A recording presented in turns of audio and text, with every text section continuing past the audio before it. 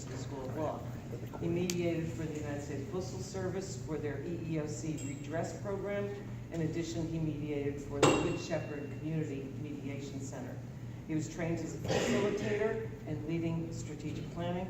Ron is a disabled vet of the United States Air Force, and he's also an active member of the National Veteran Phone Business Association.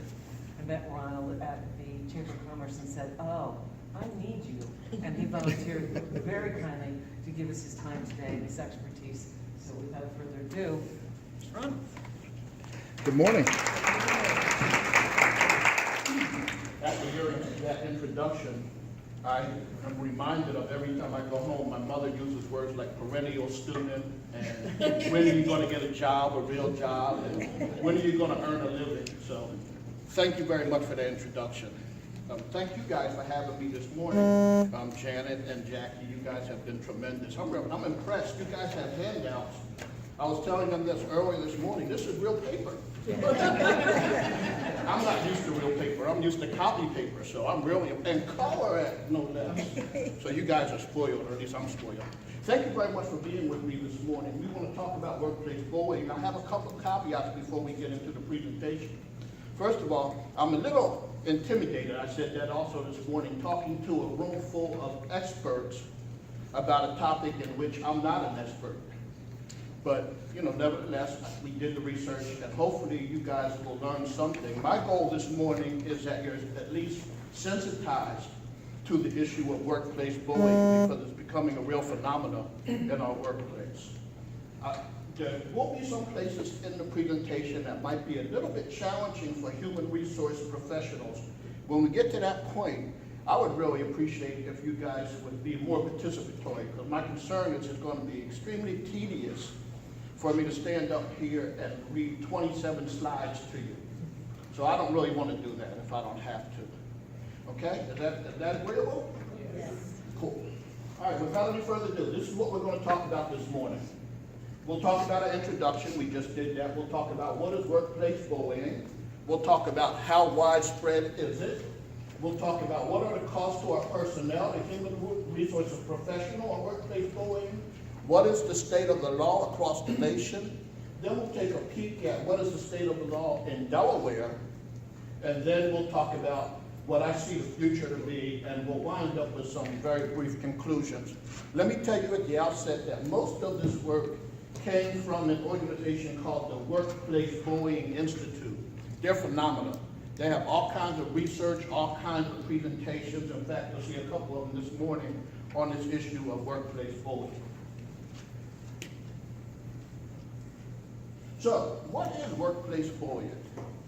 The Workplace Bullying Institute defines it as repeated mistreatment of one or more persons who they identify as victims by one or more people that they identify as perpetrators.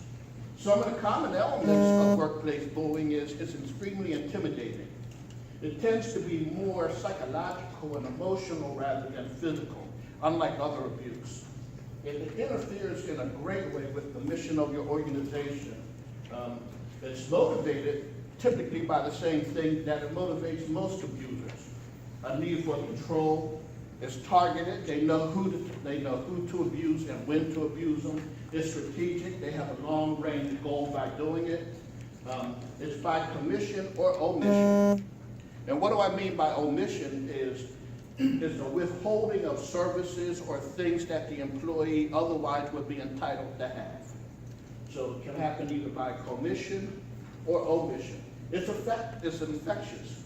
If it happens in the presence of employees, it tends to spread throughout the entire organization like a virus. It subjugates, again, the mission of the organization. Most of you are probably familiar or have seen that power, that wheel of power and control that's so familiar in domestic violence. I wanted to let you know that workplace bullying is not much different from domestic violence. The real difference is it tends to be more emotional and psychological rather than physical, but all the other elements are there. Some of the things that we do in our organizations that kind of perpetrate this violence is that we describe it with politically correct terms. Remember when we talked about domestic violence, we used it in politically correct terms as well. We tend to ignore that it actually exists in your organization. We tend to minimize it or treat it like it only happens in isolated cases, or we just don't deal with it at all. We're not proactive. We tend to be more reactive rather than proactive. And again, I want you to know that workplace bullying is very much akin to domestic violence. Some frightening realities. 62% of workplace bullies, the perpetrators, are males, not particularly unknown. It involves the same processes as distancing from the victims, but rallying around the perpetrators. Just like in domestic violence, people say, well, I never thought that he was capable of doing that. I didn't think that that's the way he was. But the spouse at home typically knows, yeah, this is what I'm dealing with in the house. Same kind of phenomena going on in the workplace. It requires strength of the organization to say, yes, we have a problem that we need to deal with. And that problem, as I was just saying earlier, is getting more widespread and it's becoming more of a real issue. Often the perpetrator is part of the leadership or the management of the organization. And we'll see a video later in this presentation that talks about that more directly. It's insidious because it tends to reduce the victim to an object. The person loses their ego strength, they lose their humanity as the perpetrator continues to abuse them and oppress them. And finally, it targets, as I've been saying all along, the emotional vulnerabilities of the victim. Some more statistics. In 2015, Office Team did a study. They found that over a third of our employees have been subject to workplace bullying. Over a third. They found that 38% of our human resource managers deny that it exists in their organization. And lastly, 13% of the employees who are victims of workplace bullying tend to quit. Let me just take that for a minute. Why is that important? That 13% of our workforce is quitting by something that we tend to say doesn't exist or minimize. Tell me. It costs money. I'm sorry? Costs money. Costs money. A lot of money. You lose your, it impacts retention.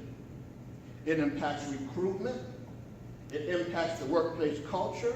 It impacts workplace satisfaction. It impacts leadership and management. When 13% of the people just get up and quit, do you think that that workplace bullying stops? So another 13% after that 13% quits. It's a problem that we need to deal with. Looking at another study, Career Builder in 2014 found that 28% of the employees, now that's a little bit lower number, but the other study is done later in 2015. In 2014, 28% of the employees were subject to workplace bullying. Now the victims, typically the disabled, 44%, those of the LBG community, women, and those earning less than $50,000. And what's really surprising is even managers, directors, and supervisors, and those in the C-suite level can be victims of workplace bullying. Again, the most common reaction of the victims, and in this study, 19% quit. That's a real issue for you guys as you go about recruiting the best talent and holding on to the best talent in your respective organizations. Let's look at what Dr. Namey, by the way, Dr. Namey is the president of the Workplace Bullying Institute. So let's look at what he says about victims. If I can work this technology.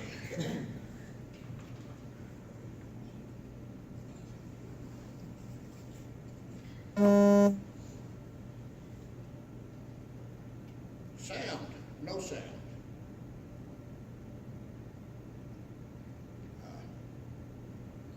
Yeah, this is what. Yeah, just turn it up. We are about targets. We have the only telephone coach for bully targets. Jesse's good. If you got for a moment, I'm going to stop that and have us start it again. She is the go. want it full screen? Please, thank you. You know, we at WBI deal with workplace bully targets all the time. We are target centered. We are about targets. We have the only telephone coach for bully targets. Jessie's been with us for years and years and years, and she is the go-to person for telephone coaching as a licensed counselor. And I must say, Daniel, who answers our phone, is the most adept at dealing with bully targets and triaging them and getting them help and information. And Ruth and I, who started WBI, of course, have dealt with thousands and thousands in the past. So we're all about targets, and sometimes we're accused of being too positive about targets, but from all of the other 40-plus studies we've done of targets alone, we've discovered that they are typically portraits of strength and character and principle. So we threw this question in the 2014 national survey to get the public's perception of just a couple personality traits. We threw a very short list out and asked people, is the bully target compassionate and kind, cooperative, agreeable, aggressive, or abusive? I mean, there is that notion that they are often difficult to deal with. After all, they're often angry and frustrated. As when they're traumatized, they're not easy to deal with. So, you know, who are they? What personality trait or style best describes them? And I'm proud to say that the public says what we say. 37% consider them compassionate and kind. And it goes straight down from there. 19% cooperative, 22% agreeable, 15% aggressive, and 6% abusive. Only 6% consider them abusive. So it's not that they're flawless, the best there are. I still think they're the salt of the earth, and they are taken down and targeted because they represent what is positive in all of us. And I believe that. But they're not abusers. They're not bullies. They're not bullies themselves. So I think we need to recognize that. So a small question, confirming a little bit from what we know of the surveys of targets themselves. They're good people, and part of their goodness is what the bully is so envious of and that they cannot stand.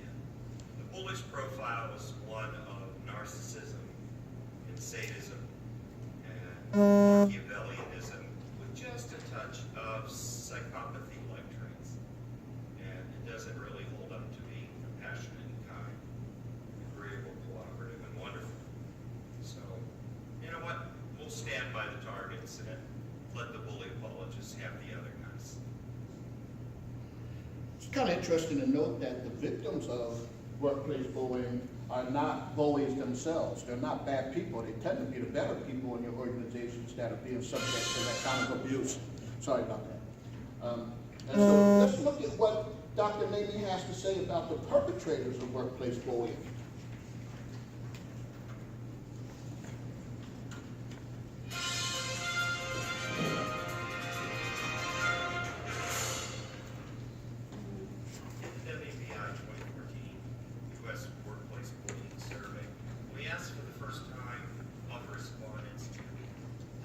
What were the primary causal factors? And we sorted the causal factors. We gave them 4 potential areas. It could be something about the target, something about the perpetrator, something about the employer, or society, the broadest of all. Now, we had 2 factors regarding the target: skill deficiencies of the target, or personality flaws of the target. About the perpetrator, skill deficiency, or personality. About the work environment, the employer, it was going to be work conditions that encourage abusive conduct or the failure to hold perpetrators accountable. Okay? So you have those 4. Overall, in general, 41% of respondents believe that bullying can be blamed on the perpetrator. Kind of good news. And of those, the focus was primarily on the personality, the quirkiness of the perpetrator, sadism of the perpetrator. Some people like to think bullies are psychopaths and the rest. And blaming personality is very, very typically American. We are an individualistic culture, and we zoom in on personality. The problem with that, of course, is that we cannot fix other people's personalities, let alone our own. We can change behaviors, we're not going to fix all of the personalities, and that doesn't lead us to good solutions. So we delved into the data a little bit deeper, and we discovered the explanations for the cause differed by race. And the focus on personality was greatest among white respondents, who were most of the respondents in this national survey because it was heavily weighted based on U.S. demographics. There were differences among racial groups in explaining causality. It was interesting. African Americans were the only group to attribute a lot of the explanation to society. In other words, they're highly attuned to the fact that this is a very aggressive, humiliating society. The other groups didn't go there as strongly. If you favor external explanations, external or external to the bullying target, in a way, the external to personality, so the workplace, the employer factors and society are external. Internal or perpetrator and target. Personality-based for internal and group-based environmental work environment for external. And it turns out that the groups with the two highest external explanatory scores, if you will, percentages, were African Americans and Asian Americans at 62% and 50% respectively. Whites and Hispanics preferred internal explanations a little bit more. Employers were seen as most causal by African Americans and Asian Americans. So African Americans have a unique perspective. They see employers and society as being the most contributory to workplace bullying. And I have to tell you, science pretty much agrees with that, in that organizational factors, the role of leadership, and all of that leading to a bullying-prone workplace culture, cultural factors, better explain bullying than personality alone. There's always an interaction between the workplace climate and personality, but culture predominates over personality anytime. And another related question about causality, but not as clear, and therefore I don't like it as much, is that we asked people, and this is very specifically worded here, let me read it to you, which factor most worsened the workplace climate for the bullied target, coworkers, and organization? Two of the factors were related to the target. The targeted person's inability to defend herself or himself, and the target's decision to file a complaint. So the majority of the respondents chose the two target factors, those two, 53%. And mostly, at 33%, the person's inability to defend him or herself. Now, that inability to defend is an interesting concept because that is very consistent with a very new study that has come out called the double condemnation study, where it is actually coworkers who get very, very mad at their bully target friends and colleagues who do not defend themselves, who do not stand up for themselves. They're already condemned for having been targeted.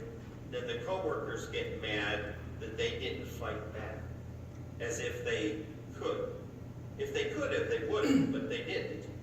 But coworkers still believe they should have. And so they then condemn them for not having fought back and defended themselves.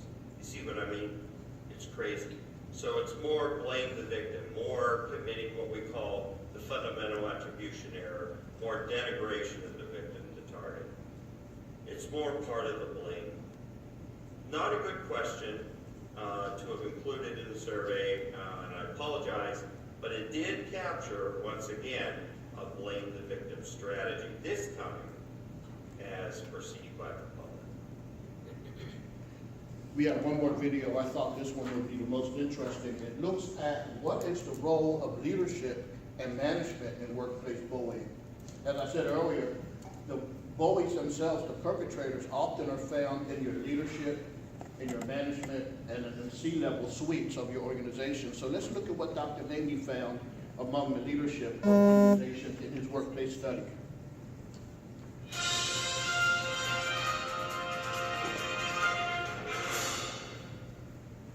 Another key aspect of workplace bullying that we ask about in nearly every national survey is rank, the rank of the perpetrator.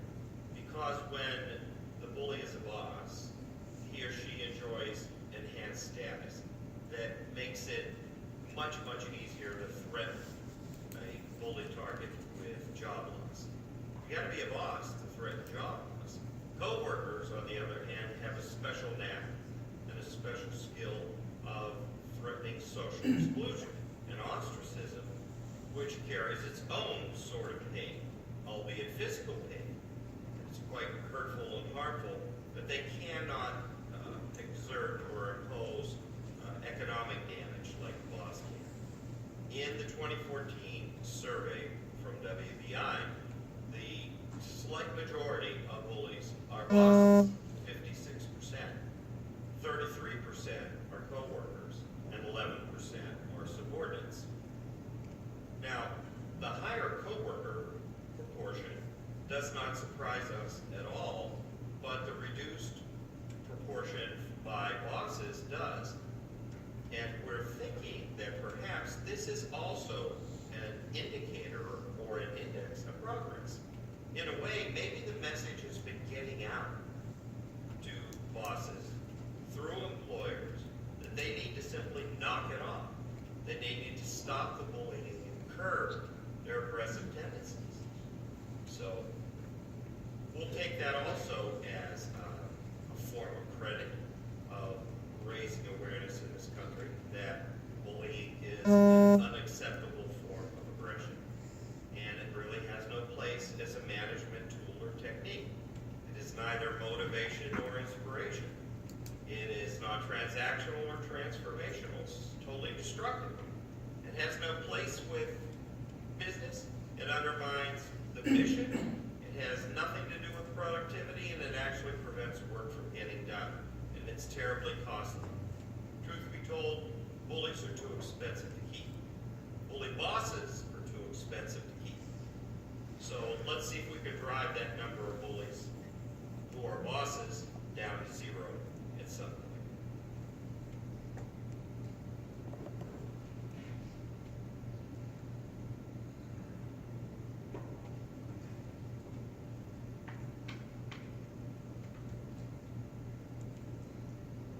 Some final thoughts about prevalence of workplace bullying in your organization. Welcome to Labor on the Job. I'm the host, Steve Zelson. Why does he want to talk Tonight, again? we're going to be looking at the issue of bullying. No feedback. The other one is where there's minimal or non-existent reaction to workplace bullying. And the last one is where blind ambition is the cultural norm of your organization. What are the costs to our personnel from workplace bullying? It tends to occur across 4 different domains: the personal, the community, the organizational, and the family. The first one is on the personal domain, we're talking about the individual himself. Workplace bullying tends to increase psychological distress, anxiety, depression, all the typical DSM diagnostic statistical manual type of mental health ailments that you see in places that are extremely stressful and overbearing. It creates anger. It creates high levels of burnout. It creates sleep problems. I was interested in that. Sleep apnea can actually be one of the results from workplace bullying. It causes musculoskeletal problems. It causes symptoms, and this is another surprising statistic. It creates symptoms that are very similar to PTSD.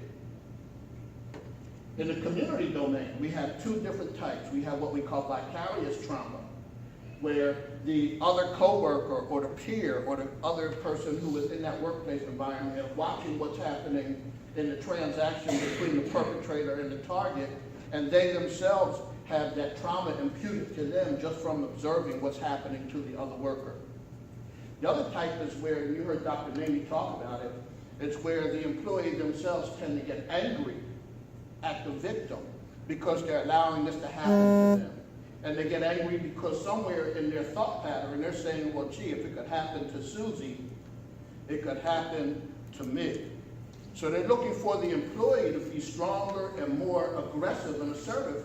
But the reality is this work, the environment doesn't allow him to be more aggressive, assertive. So that vicarious trauma is imputed to your other workers as well. And then the last type is where you have guilt. You have guilt of the coworker or the peer who is saying, gee, I should do more to protect that individual, that victim.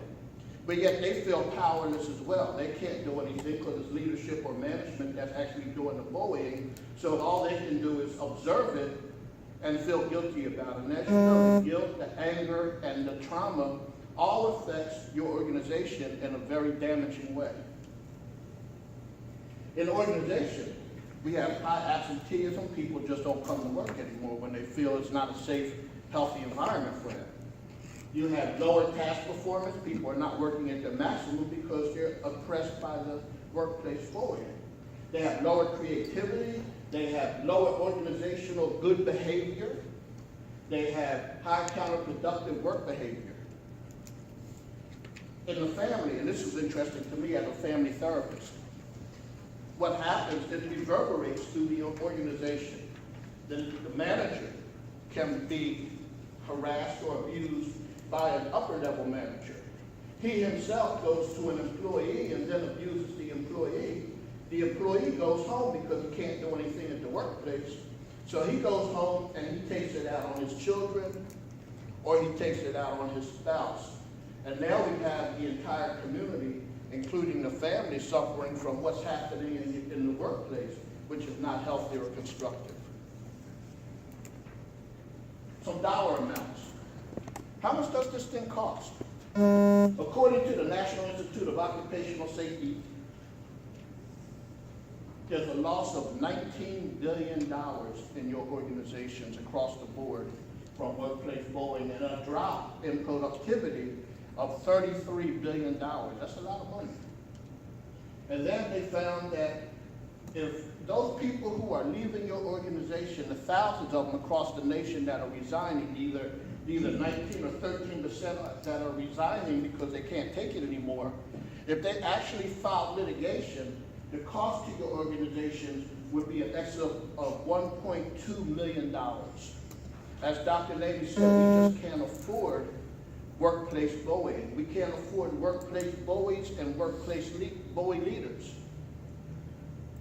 So why should the organization even care? I talked about it and I'm beating the drum over and over again. Number one, because it's expensive. It's incredibly expensive. And it's damaging your organizations. The recruitment and the retention of your employees is suffering. And again, do you think when these employees quit that they just leave the bullying experience behind? They're taking it with them. They're telling their friends, you don't want to work there. That place is crazy. You know, I had to leave because after so much of taking it, I had no recourse but to quit. So now you have a person who might be highly talented, highly productive, highly skilled, and they're saying, there's no way I'm applying to so-and-so XYZ corporation because I'm not there to be abused, I'm there to do work. Bullying causes high stress diseases. And as a therapist, I can tell you that, you know, the kind of stress that you're seeing in organizations is not only in the civil sector, but it also occurs where I came from, the military sector. We see so many junior soldiers, enlisted, airmen, and so forth and so on, suffering from the stress of the oppressiveness of their leadership. So it's not just your civilian sector, it's also the military sector.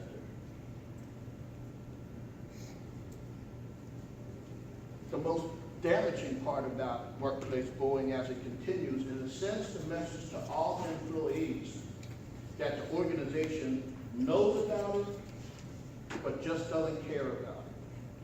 We don't care how you are treated in your workplace. And that's just something I can't believe that our workplaces are really willing to tolerate.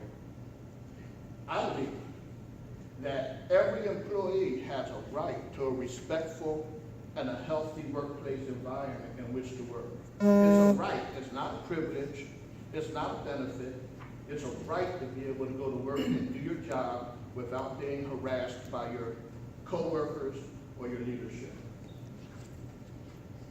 So, this is the part of the presentation that I told you would be challenging to my human resource friends, and all of you I consider friends.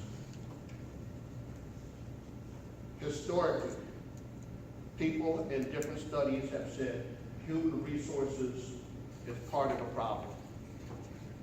We can't go to human resources. They don't support us. They don't listen to us. They don't do anything when we complain about it. They're immune to it. They don't care. You saw the statistics, 38% said it doesn't exist in your organization. People are saying that human resources themselves are a problem. They don't work for the employee, they work for management. And if you have a bullying management, then you have a disconcerted human resource department. So I'm going to pause here. Now that having said that, this is probably not the right audience to have said that in, but let me ask you guys, what do you think about that? Yes, ma'am.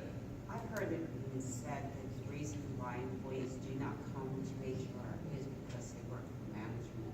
So by coming to HR, it's not confidential, and it's going to be reported when they report any type of abuse.